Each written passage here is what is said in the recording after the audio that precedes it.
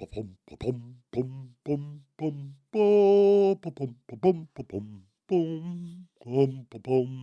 Renault sales are doing well here in France, but in other territories, sales are, struggling a little. As the strategy committee for La Régie, it is our job to see what we can do about that. So let's see your ideas. Come on, let's have them. Perhaps we can capitalize on the strong anti-Trump feelings worldwide. You see, our beloved President Monsieur Macron is respected internationally for standing up to Trump. So why don't we call one of our cars the Macron? The Renault Macron. I like it. And the best thing is we can sell it with two types of transmission. The Macron Automatique and the, wait for it, Emmanuel Macron. Hey, who says the French don't have a sense of humor, huh?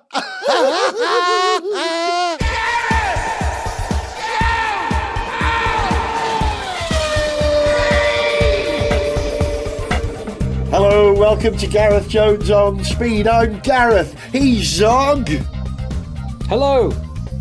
Do you know, that moment's quiet before you actually said hello there, Zog. I was concerned that my technological issues today prevented us from even talking to each other to record this show. Are you in a stable recording environment, Mr. Ireson? I am, yes. Yeah, we won't go into the tech hassle that's been plaguing you for the last few minutes, but yeah, there's been hassle. Let's be honest, tech hassle has been plaguing me for the last 28 years or so, I think. There's always something, isn't there? There's always a driver that you've got to update. There's always a piece of hardware that doesn't do what it used to do. You know what I mean? Get a Mac. Makes it easier. I've got one! Well, you're not using it now, are you? No, that is true. I'm not using it now. It's my own fault. Hey, Zog, we know what we've got to talk about, haven't we? It started. The 2025 F1 season has got underway. Were you there to watch it? Did you watch Quali live? Did you watch the practice? Did you watch the race live? What did you do? I watched some of the practice live. Quali and the race I caught up on after the event. I wasn't into getting up quite that early, and it would have messed with other weekend plans apart from anything else. So I caught up in the afternoon, and it was worth the wait. It was a thriller. It was a thriller, yeah. Shame it wasn't in Manila. I actually quite like middle of the night races, because it means I can still get all my stuff done on a Saturday and a Sunday, and I like to go walking these days, so I don't miss the Grand Prix, you know what I mean? So you just get up in the middle of the night, watch it, go back to bed for a couple of hours, get up and have a great day, which is what I did. I got up for the race. I went to bed early. I was actually asleep at 10 o'clock on a Saturday night. That's the first time in a long time. But you're right, it didn't disappoint.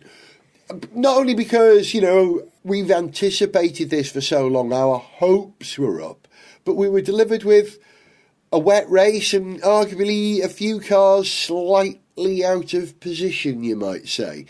Qualifying was interesting. We started to get an indication, didn't we, of the proper pecking order, and it's slightly different from what I had predicted in the show a fortnight ago. The big shocker being that RB, particularly Yuki Tsunoda, seemed to be way out of position up there. He qualified 5th, didn't he? Yeah, no, Yuki had a terrific weekend. For me, the other big takeaway from quali and the race was the speed of the Williams. Yeah. I was honestly rather inclined to dismiss how high they'd ended up in some of the pre-season testing and so on, and really wasn't expecting them to have taken that much of a step forward. But yeah, fantastic weekend for Williams. Great shame that Sainz spun out and didn't finish the race. Yeah, but they have clearly taken a proper step forward.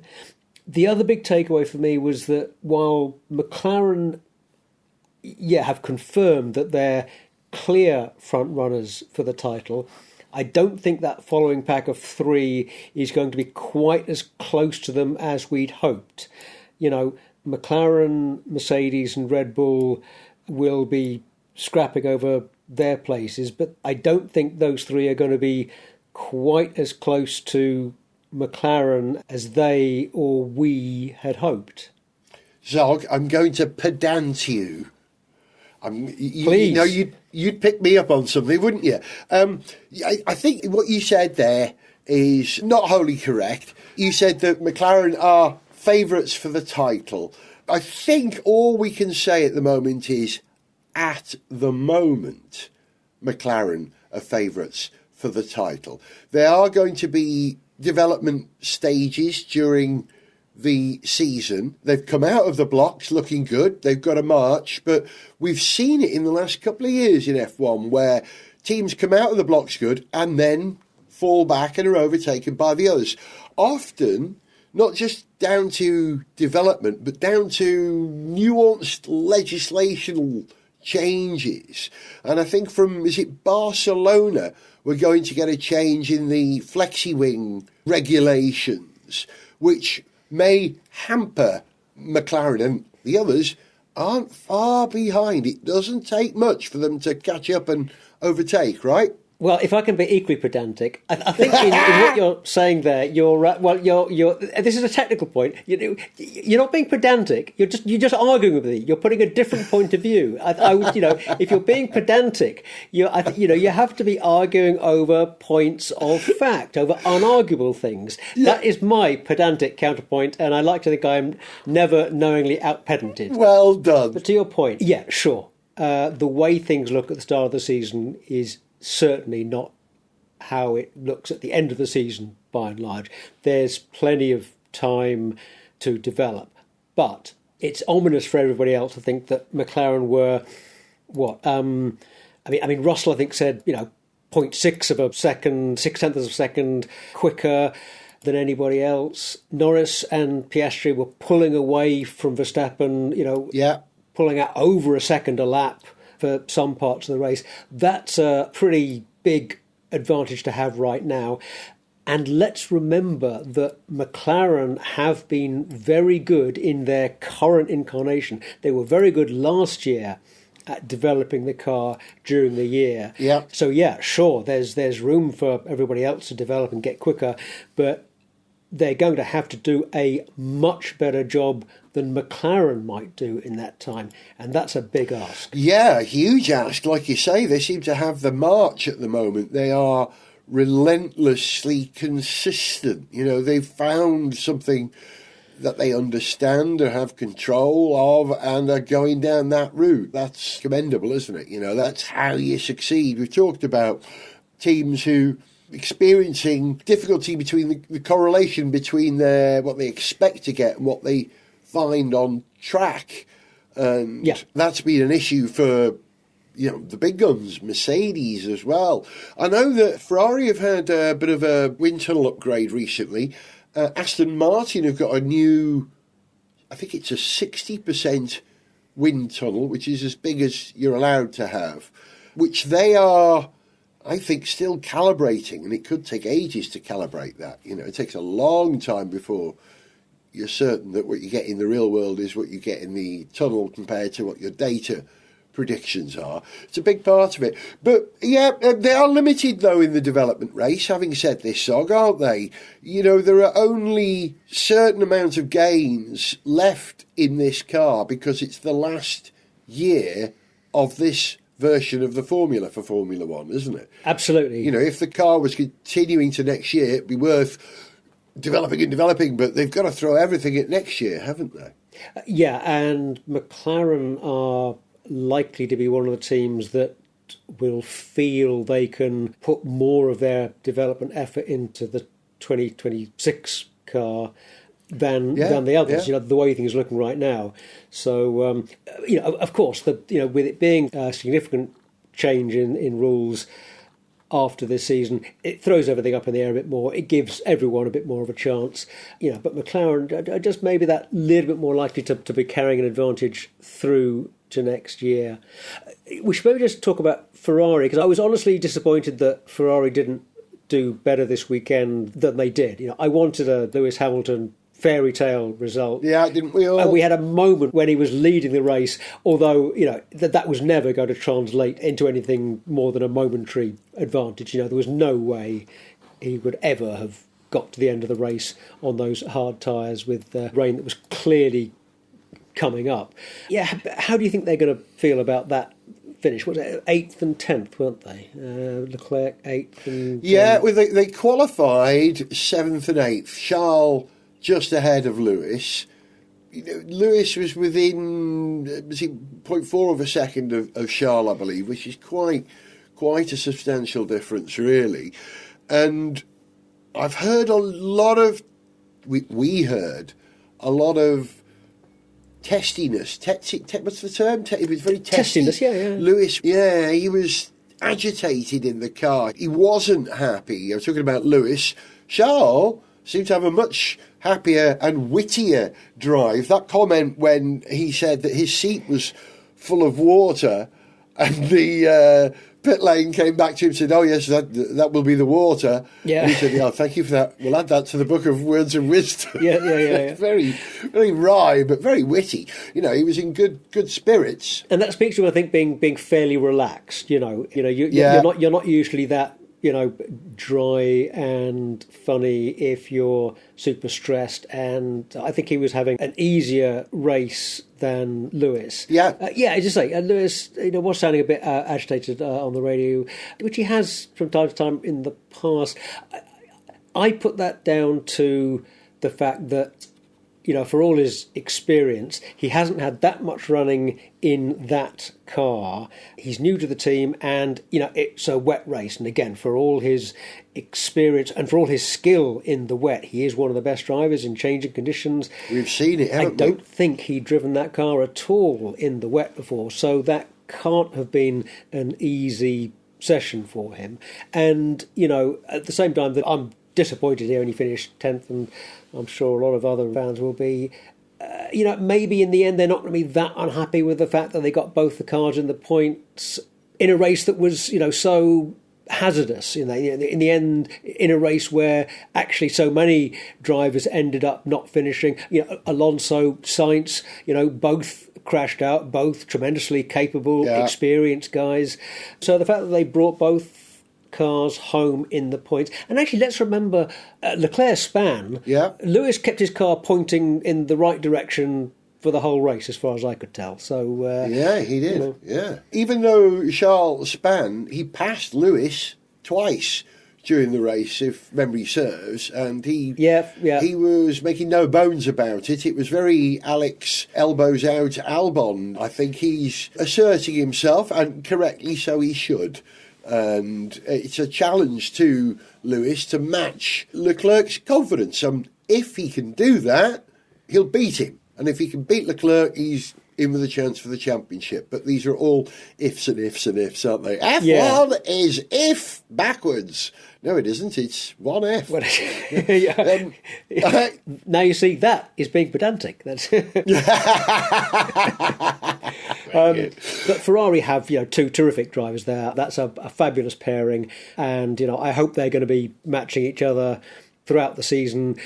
But I guess I want them to kind of be racing close and matching each other, but not taking points away from each other in a way which is impossible. Yeah. Let's just hope for a good season. Yeah, indeed. Just coming back to qualifying, we mentioned that Yuki was up in 5th, Alex Albon in 6th, and the interesting one for me was that Carlos Sainz only qualified 10th. Now, my money was on Sainz being quicker than Alex Albon over a single lap, given equal opportunities, but maybe I'm wrong. Maybe Alex Albon is even better than we think he is. And have you seen him walk? Have you ever watched Alex Albon walk? I haven't, but tell me about that in a moment. But I will just say that Alex Albon has impressed me as a very improved, matured driver in the last couple of years. After he had his early spell with Red Bull. Whatever they're called, that Toro week, Rosso, Red Bull, and and then was kicked out, and then came back in, and I think he's done really well. He's a much stronger, more rounded driver, and Act 2 Alex Albon is a star. This brings me back to his walk, what I'm saying about his walk. He's got a swagger at the moment. I don't know if you've watched Star Trek Discovery, but there's a character in that called Saru, who is an incredibly tall Kelpian, a biped with hooved feet. I did watch Discovery until I got bored of it and decided it was rubbish and gave up on it. And you're not wrong either. But Saru is one of the better things in it. But because he has to wear these kind of platform shoes which give him the appearance that he's got hooves, he has to walk on tippy toes with his arms behind him. And he describes that walk as being inspired by a catwalk model. There's something about the swing that he has to do to stay balanced. And I was watching Alex Albon being interviewed by Rebecca Brooks, is it, on Sky, and he had exactly that swagger. And I think swagger's the word. You talk about him being a mature, more rounded driver. It's a more confident driver. I think the nurturing of Williams in the James Vowles era is benefiting not just the drivers, but the cars and the entire organisation. That's where the swagger comes from.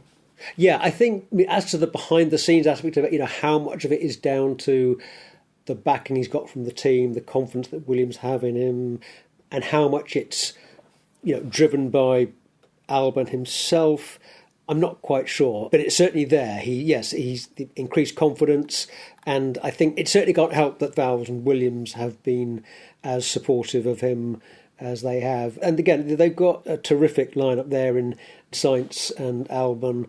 Williams are solidly on the up at the moment. It'd be great to see what they achieve before the season's end. Also, a quick mention for Bortoletto, who had actually a pretty good weekend, although he did end up being another one of the snappy, spinning out casualties into the barriers, DNF. He outqualified Hulk, and he was having a decent race up to the point where he binned it. It was a tough weekend for the rookies. I mean, I think Antonelli was the only one that of the rookies that finished the race, wasn't he? Yeah, Hadjar spun out, Doohan, Sainz, not a rookie, Alonso, not a rookie, Bortoletto didn't finish, Lawson didn't finish. Ollie Behrman finished in 14th. Oh, you're right. Yes, you're right. Of course he did. Yeah. Sorry. Above him, it was Kimi, the new Kimi. Kimi 2, we're going to call him, who finished in 4th. Yeah, great result. In the end, is that how it played out? He finished 4th on the track. Then he got a penalty that was appealed. Yeah. And they rescinded the penalty, so he got 4th place back. I would think that Toto would be very happy with George quietly getting onto the podium in 3rd, and I think so. Kimi too, as near to him as you could possibly be, just 10 seconds, having driven through the field. Where did he start? 16th or something like that? 16th, 17th. I think it was 17th. 16th it was, 16th. Yeah. And he finished ahead of the Ferraris. Also, speaking of rookies, Liam Lawson, what about, will Red Bull be regretting ditching Perez for Lawson after that race? What do you reckon? Like a turtle, I'm going to stick my neck out on this and say absolutely not. I am certain, I've said it for 3 years, I think, on this podcast, Liam Lawson has a very special set of skills. He is a great racer, a great overtaker, and brings it home. I watched him do it in F2, and he stunned me. I thought, wow, that lad, that's proper driving, that is. When he stood out to me, even above some of the heroes who have emerged out of F2 in the last couple of years. I just think, for one reason or another, this weekend didn't work out for Liam Lawson, whatever that reason. They tried a different nose, apparently, to Max's car. It was an experiment, and the experiment didn't pay off. Now, they're probably going to continue doing that. They will give everything that they can to help Max win another championship, and if it's at the cost of the other car, it could well happen. But no, I don't think they will regret having Liam Lawson there. I know how good he is. I think that was a bad weekend. I'll review it in 3 or 4 weekends, right? You've got 4 weekends to prove yourself. And if you can get 2 or 3 out of those 4 weekends, good. And you watch, he's just down 1. That's my view. Okay, Zoggy, how bad did you feel for Isaac Hadjar when he spun out on the formation? Oh, yeah, poor chap. I mean, no, he obviously he took it quite hard. I hope he doesn't carry too much of that pain into the next few races. I hope he, gets that out of his head pretty quickly. Yeah, because let's remember, sure, it is pretty embarrassing to lose it on the formation lap. But let's remember that, Sainz crashed out and, Hadjar wasn't the only driver who span under non-race conditions on that weekend. Yeah. And I was glad to see Anthony Hamilton putting an arm around his shoulder when he was on his way back and, being supportive. And that was a lovely moment. I think it Beautiful. Speaks to Anthony Hamilton's qualities as a human being. Yeah, absolutely. Yeah. And, poor Hadjar, it looks pretty crappy. It looks pretty lousy to drop it like that. But let's hope he puts it behind him. He's got the whole rest of the season, hopefully, to prove himself. And, let's just put that behind us and move on. He might be my favourite personality on the grid at the moment, Isaac Hadjar. He is completely transparent. He wears glee and he wears brokenheartedness clearly, very clearly. And I really felt for him. I think he's a likeable guy and a very good driver. Taken him a couple of years to prove himself in F2. I like the guys who go in and crack it in the first time, like Bortoletto, and off we go, right? But there are other good workman-like drivers who've earned their place on the grid. And I think Hadjar has. I think he has. Tsunoda's finishing position does not reflect the pace of that car over that weekend. And this is what I can't quite explain. How have RB, which I believe is what they're called today, or this afternoon anyway, how have they managed to put a car in that is, in some ways, better than the Red Bull, you might say?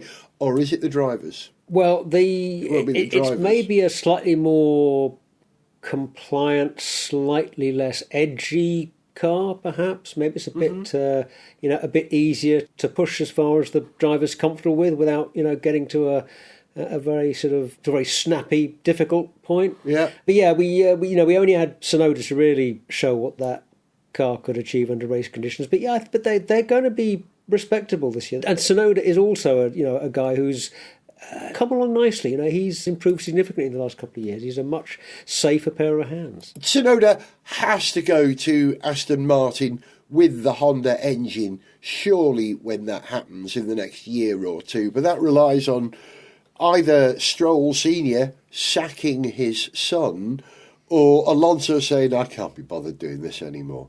But I think Alonso's going to hang around for at least 1 more, possibly 2 more years, because he's counting on the Adrian Newey effect. Yeah, but couldn't you really see Alonso hanging on for more than another couple of years? That's, he's going to be really knocking on at that point. And remarkable as he is, more than a couple of years? I don't know. Yeah, I don't know. But at that point, which of those 2 drivers is more likely to get the boot for Tsunoda or somebody else? Yeah. Actually, it could be a closer decision than you might think. Yeah. Okay, one last thing of F1 before we talk about something else, Zog. Where did Nico Hülkenberg finish? Well, he finished ahead of Bortoletto, despite Bortoletto out-qualifying him. Was it... Where did he finish? Oh, I can't... Is it 7th. Was it 7th? Was it that high? Yes. Fair play to him. Yeah, he did a great job. And in doing so, scored more points on that weekend than Sauber did over the entire season last year. That's good. That's good. Yeah, no, well done, the Hulk. Well done. Thank you. I feel happy now I've heard you say that. Gareth Jones on speed!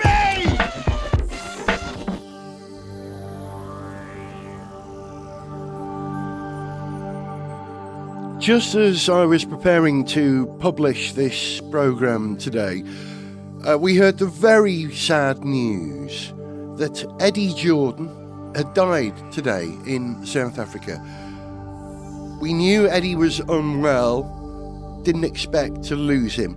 I'm sure I speak for all of us on the On Speed team when we say that we're all great fans of Eddie. He was the original F1 disruptor. He brought a bit of rock and roll to Formula One. I became a Jordan fan when Damon Hill joined the team, and I got to meet Eddie and talk to him several times.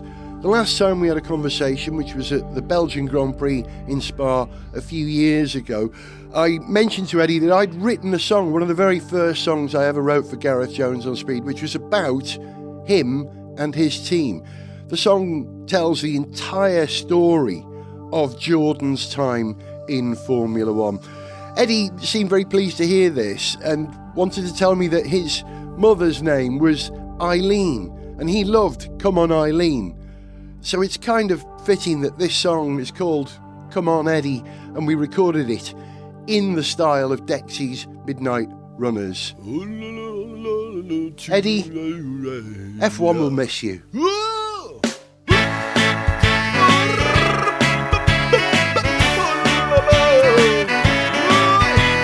Back in the day, when petrol was cheap, we had the power cuts and the 3-day working week. We were sad for Tom Price and we'd shout for John Watson, but not for Jim Clark, because he's a Scotsman. Then Jordan went racing and then we were keen. His accent was Irish, his cars were all green. Oh, come on, Eddie, we know we all want you to win. Oh, come on, Eddie, we know that your chances are perfectly thin. Winning a race is 100 to 1, but we love the name Jordan in Formula One.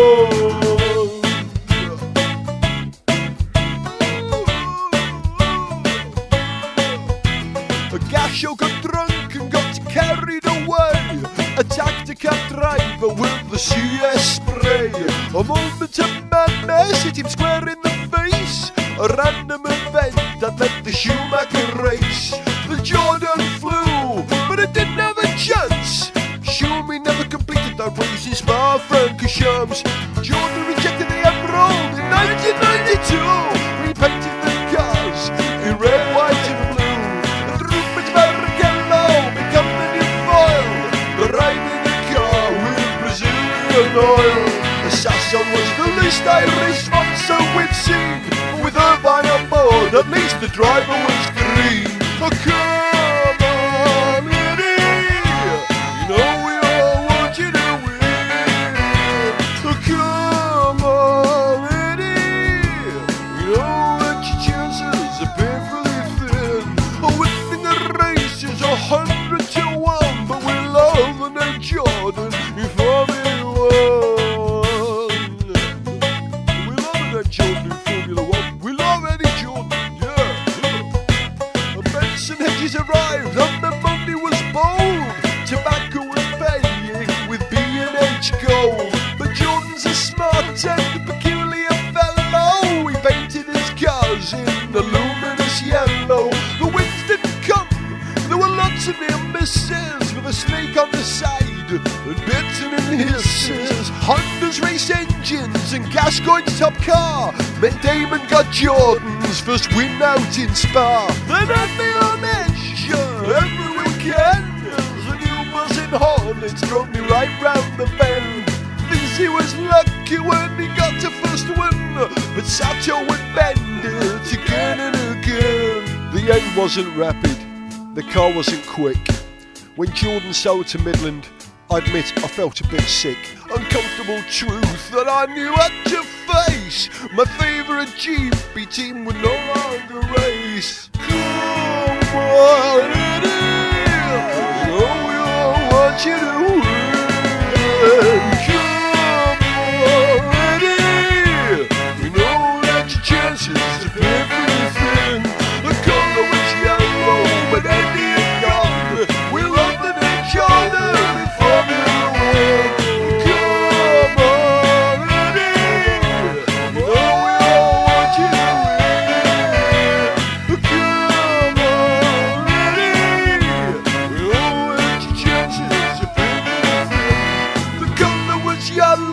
but Andy had gone. We love the name Jordan in Formula One. Ah, don't worry, Kevin. It's the look of the Irish. I'll be back. Did I mention that I bought myself a new home now? Oh, where's that, Mr. Jordan? Everywhere, Kevin. Everywhere.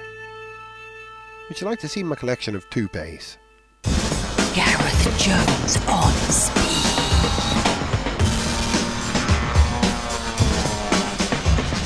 I'm sure it's no secret that both Zog and I have been admirers of not only SpaceX's project to redevelop space technology, but also Tesla's incredible work at creating electric cars. But recently, Elon Musk, the leader of both those concerns, has been behaving in a way that most of us rational people don't want to see. And as a result, could well be killing the sales of Tesla cars. It's serious though, Zog, isn't it? Well, it's serious on whatever level you want to look at it. It's not remotely funny at all. I mean, he's in full-on supervillain mode. He's encouraging extremely nasty right-wing politics all over the place and hollowing out American government and important institutions, doing tremendous damage. There may be some tiny bits of good in there. I'm not convinced of that, but he's definitely doing a lot of damage. Yeah, it's quite a shit show. And from the point of view of, from the narrow point of view of Tesla, yeah, it's tanking sales all over the place. A little less so in America than in other parts of the world. I mean, I think I read that the drop in sales in hang on, I'll just cancel that phone call. I don't think I need to hear that. That's Elon Musk contacting you to complain right now. That was quick. Well, he's moved to Glasgow, apparently. Tesla sales in Scandinavia are down between 40 and 50%. American sales are, I think, down 15% or so. Polls in Germany and in Australia suggest that consumers there are massively less inclined toward buying Teslas than they were a while ago. Yeah, and this is the flip side of the cult of personality that has helped, I think, until relatively recently, that has helped Tesla as a brand. It has been part of the reason why Tesla succeeded.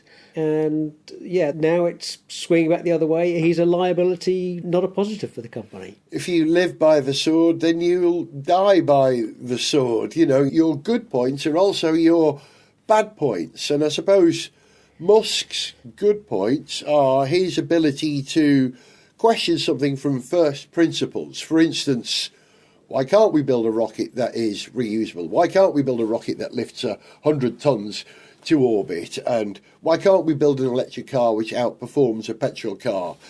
That's his entire modus operandi. If you apply that in a sort of political situation, it's kind of tear and burn. It's a bit dangerous. It's a bit, crazy. Yeah, well, I think the secret to why he's been so successful with Tesla and SpaceX is probably a little more complex than that. But there's certainly that approach of move fast and break things.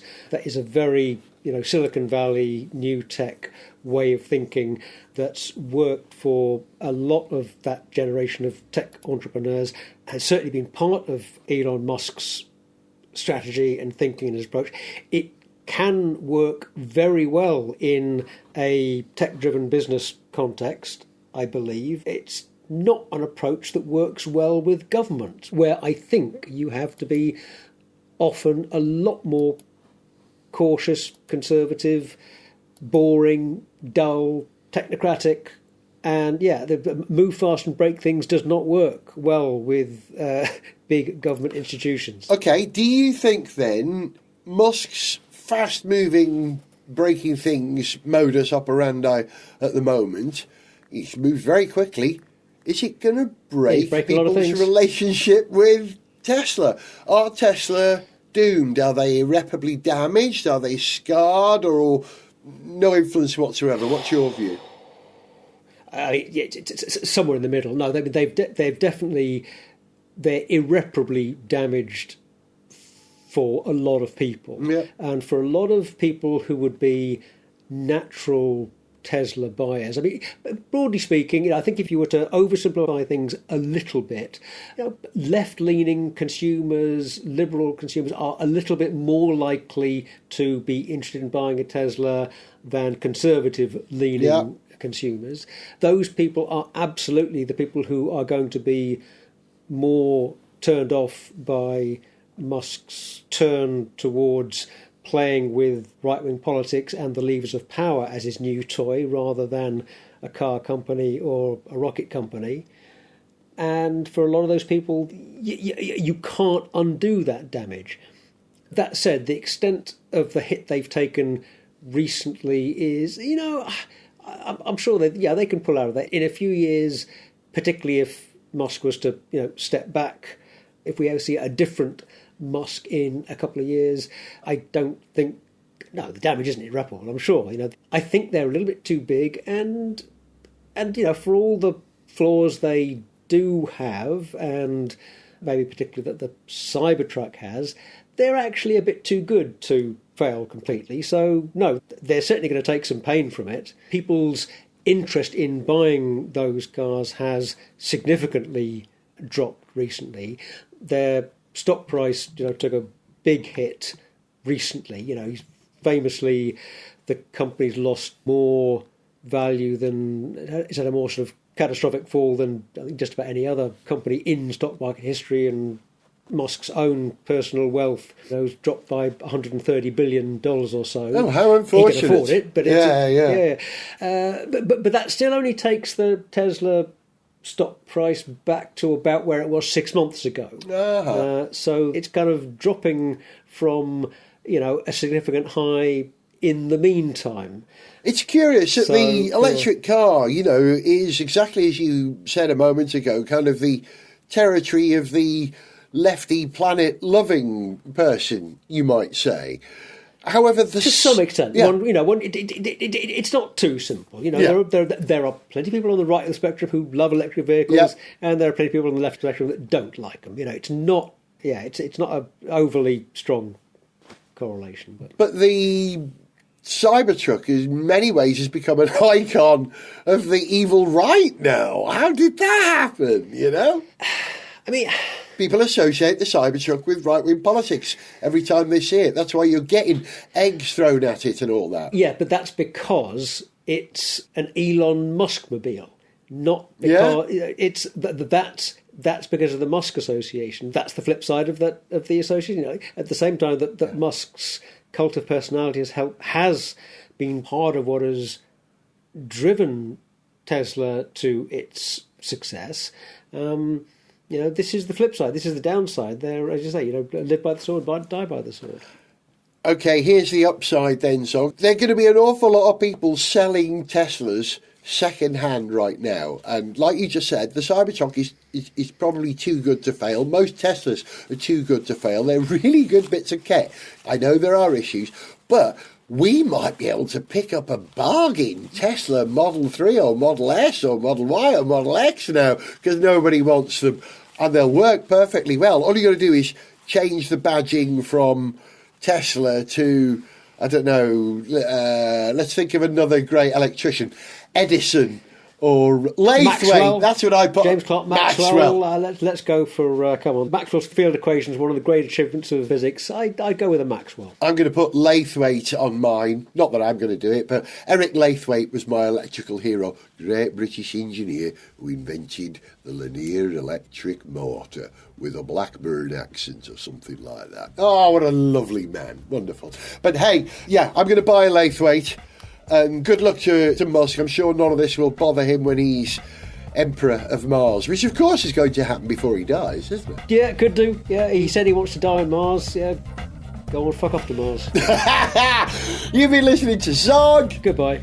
And I was Gareth. We're going to leave you with the tune that we always write and record for the first race of the season with bespoke lyrics. This is F1's Back 2025. See you in a fortnight.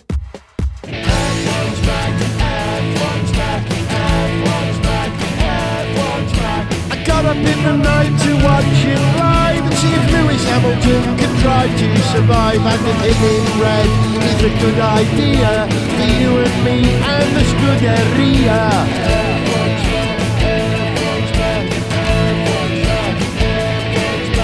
Welcome to the grid, Gabriele Bortoletto, who did a good job, but he could have done better. And Andrea, Kimi Antonelli made it look easy on my telly.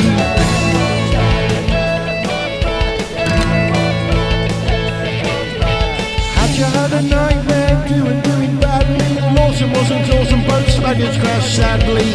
Berry made it, Lando landed pole. Lewis got a point, a podium's the next goal.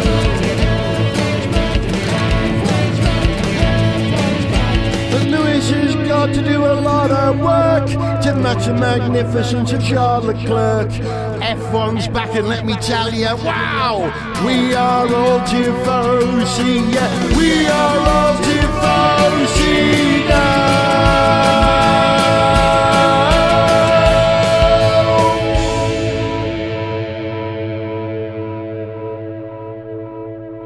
If you enjoyed this show, then please like, share and subscribe. For information on how to contact the show, see pictures, read song lyrics, follow us on social media, or to sponsor this podcast, go to garethjones.tv. Gareth Jones on Speed is made in Wales by Whiz Bang. Wow, we are all tifosi, yeah, we are all tifosi now.